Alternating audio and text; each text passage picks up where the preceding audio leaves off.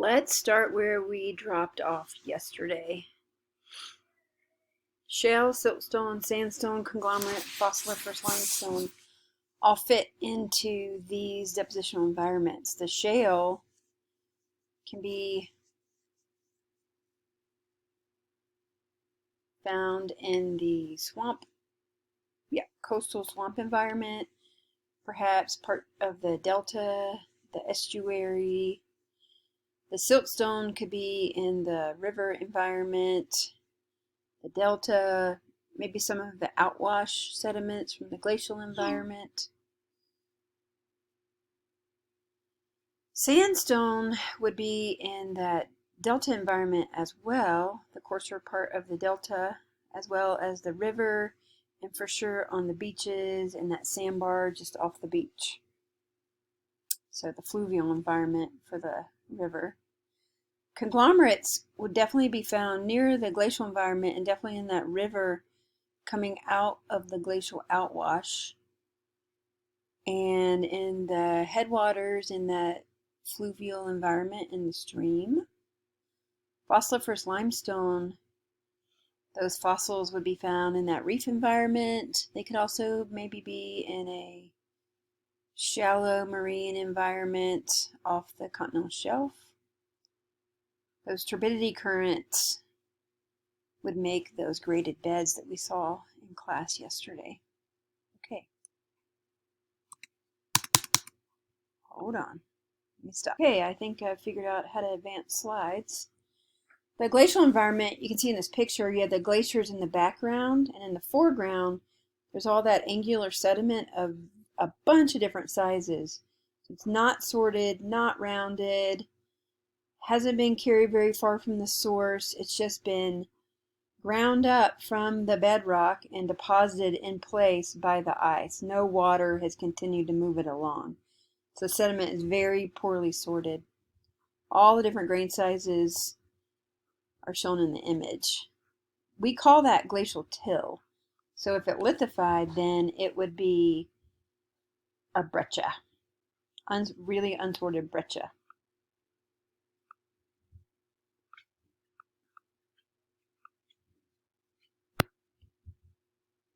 The headwater streams that are up in the mountains, like around Boone and the Blue Ridge Parkway, those are like what you see in the image here.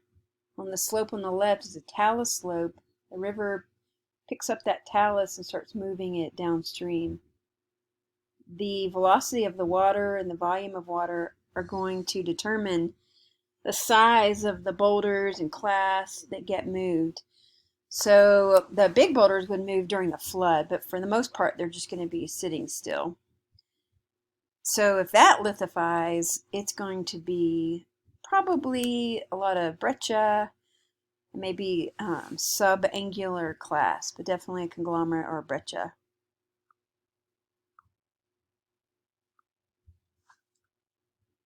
When the stream gets to the bottom of the mountain, like as in this image here, all that sediment can be deposited in what's called an alluvial fan. The change in slope from the high slope up in the mountains, there's going to be a high velocity of the water. It's going to move a lot of different grain sizes. Then it hits that valley floor. The velocity of the water drops down to almost zero. So the river can no longer carry that sediment. So it gets splayed out there in this fan. Those kind of rocks that are going to be in there can be pretty big, so you can find conglomerates. But you may also find those arkosic sandstones. Arkose, remember, means that it has feldspar in it. Eventually, feldspar, as it moves farther and farther and farther and farther away from the source, breaks down into clay. So up here in the alluvial fan, at the base of the mountain, that feldspar would still be there. And so we can lithify it and get arkosic sands.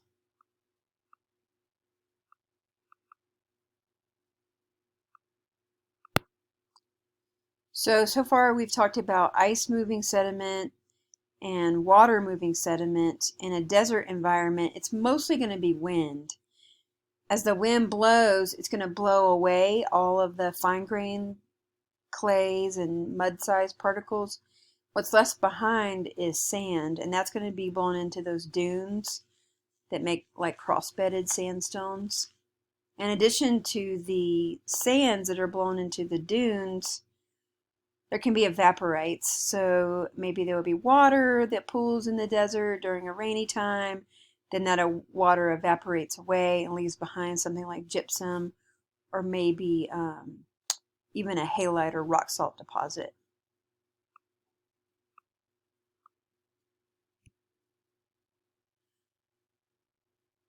Okay, so rivers, once they get going and maybe beyond the mountains, maybe the sediment wasn't all dropped in the alluvial fan, will have a bunch of different grain sizes, because there'll be stream channels where the sediment is moving along.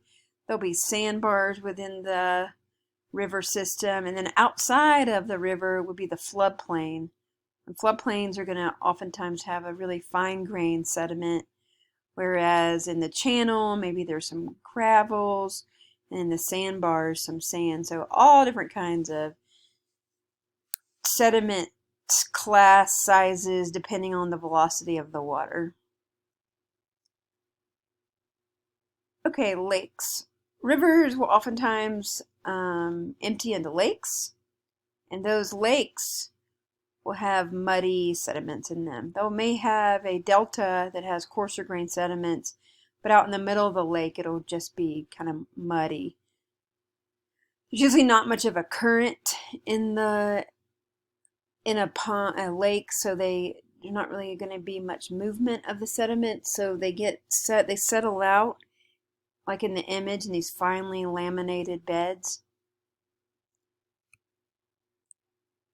Alright, shifting gears down to the beach. The coastal and the marine environments have lots of different sedimentary environments. So you see in the image submarine mud flows, shorelines, river mouths, the marsh, the river bank, the river channel, and their organic rich muds.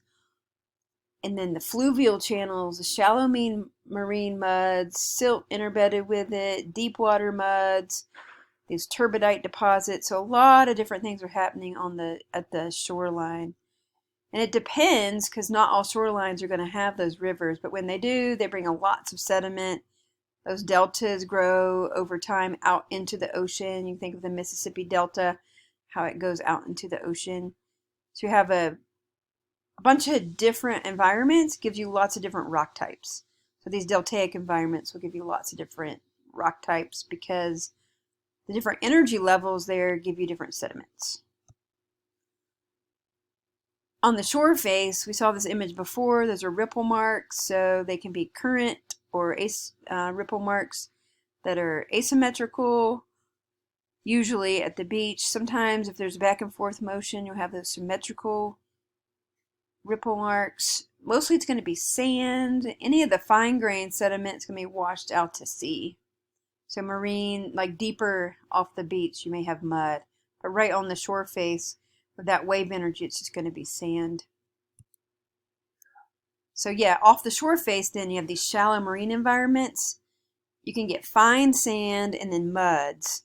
And then you start picking up fossils here and organisms like mollusks, gastropods, those are the curly organisms, different kinds of worms live, and echinoderms live all out in this muddy offshore environment. Where it's warm and there's not a lot of mud, you can grow reefs. So a reef environment is pretty much needs to be warm. Not every single reef is in a warm place, but pretty much it's warm environments, not a lot of muddy sediment coming in, just a real high biological diversity in the area.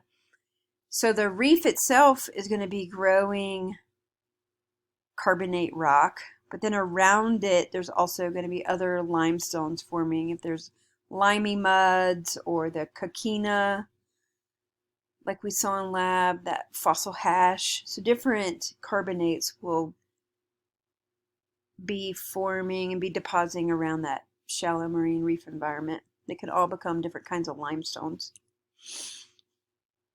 Out in the deep, deep marine environment, there can be plankton. Plankton are organisms, plants or animals, that just kind of passively float around in the ocean. Phytoplankton are the ones that are photosynthetic and are really at the top of the water column because they need sunlight. But there's siliceous and calcareous organisms that are going to have hard parts that are either silica based or calcareous or CaCO3 or carbonates. So big layers of them can form. The calcareous ones would be, like here in this image, the White Cliffs of Dover, and those are chalks.